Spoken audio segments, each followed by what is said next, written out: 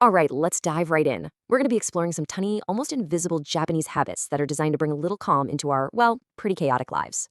This isn't about booking a huge vacation, it's about finding real rest right in the middle of everything.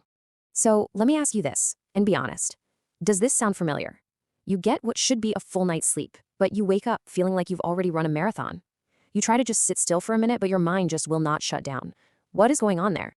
Well, here's a pretty wild piece of science that might just explain it. It turns out your brain can only fully relax for about 7 seconds at a time. That is, unless you actively teach it how to. And this isn't a bug, it's a feature. It's your brain's default mode, and it's always scanning for the next problem to solve. That's why you only get those 7 seconds of peace before it serves up another worry or another to-do list. And this really gets to the heart of the problem, doesn't it? Our brains, they're hardwired for survival, for spotting threats in the wild, not for managing a nonstop flood of emails, notifications, and deadlines. It's no wonder we feel like we are permanently switched on. So this leads to a really huge difference in how we even think about rest. The typical idea is that rest is this big event you have to earn, a vacation, a spa day. But the Japanese art of what we're calling micro-rest sees it completely differently. It's a skill. It's something you practice, weaving it into your day with these tiny, super accessible rituals. So let's get into our very first habit. I want you to think of this as the foundation. It's the simplest, most powerful tool you can use absolutely anywhere to instantly calm your nervous system. Okay, here's the secret. When you exhale slowly, really slowly, you're sending a direct signal to your body that says, hey, we're safe. We can relax. Your brain actually listens to that long, slow exhale, and it allows your shoulders to drop, even if it's just a tiny bit.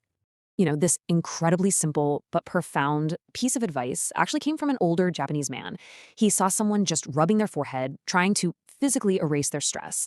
And he didn't offer some complicated solution. He just gave them this cheat code for the nervous system. Just one long exhale. And that is the key feeling here. The goal isn't to force relaxation, but to just allow yourself to soften, even for just a single moment. And there you have it, your first tiny intentional rest of the day. Okay, now our next three habits are all about creating space. Because you know what? Exhaustion isn't just about being tired. It's about being overloaded with all this mental and physical clutter. I want you to think of it like this. All day long, our minds are collecting these mental leftovers, little scraps of stress, unfinished conversations. We don't usually crack under some big single pressure. We crack under the slow, steady pileup of all this stuff. So here are three incredibly simple ways to clear out that space. First, we have Kakisome. This is the practice of writing just one thought down to release it. Second is Shinrin-yoku, which means finding a forest in your immediate view, even just for a moment. And finally, Kanso, the principle of simplicity, which can start with removing just one single piece of physical clutter. So let's talk about that first one, emptying a thought. The psychology behind Kakisome is so interesting. When you physically put a worry on paper, you externalize it, and that gives your brain permission to let it go. It's like the internal pressure just drops because that thought now has a home that isn't inside your head.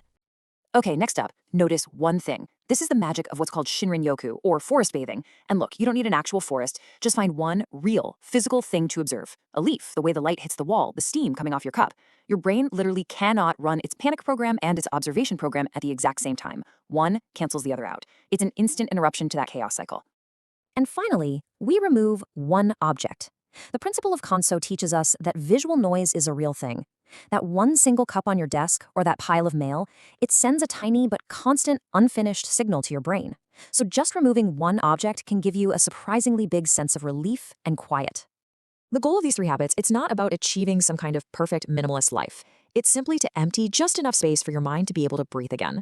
All right, our final set of habits is all about the art of the pause, about creating these intentional little gaps in a life that feels like it has absolutely none. So the Japanese have this beautiful concept for this called ma. It's the space between things. Think about it. Without the silence between the notes, music would just be noise. Well, our lives are the same. We just sprint from one task to the next, and we never give our minds a moment to actually land. And this powerful insight, man, it just gets right to the heart of it. It's not the length of our to-do list that completely exhausts us. It's the fact that we never ever stop. Ma is that tiny pause you take before you answer a text message. It's the moment of stillness in your car right after you've parked. It's the one breath you take before walking into a room. It's in these little micro pauses that our nervous system gets a chance to anchor itself. So 2 final habits help us practice creating this pause. The first is oyasumi, which is all about creating a closing ritual for your day, a small, clear signal that says, okay, we're done. This act of closure then creates the space for our second habit, nagomi. And that is about doing one gentle thing that helps you return to yourself, underneath all the different roles you have to play every day. And that's exactly the feeling of Nagomi. It's not supposed to be productive or impressive. It's just a tiny, quiet moment, like sipping tea or listening to a favorite song, that just feels like coming home to yourself. So this all comes down to a really fundamental shift in how we think. We've all been taught that rest is a luxury, right? It's a reward we get after we've worked hard enough. But honestly, that's a broken model. Instead, I want you to think of rest as a skill. And just like any other skill, you learn it one small, intentional practice at a time.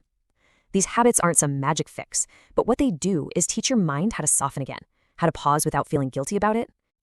And so I'll leave you with this one question. Not a grand plan for tomorrow, but a simple action for right now. A single breath, removing one object from your desk, one moment of quiet. What is the one tiny moment of rest you can give yourself today?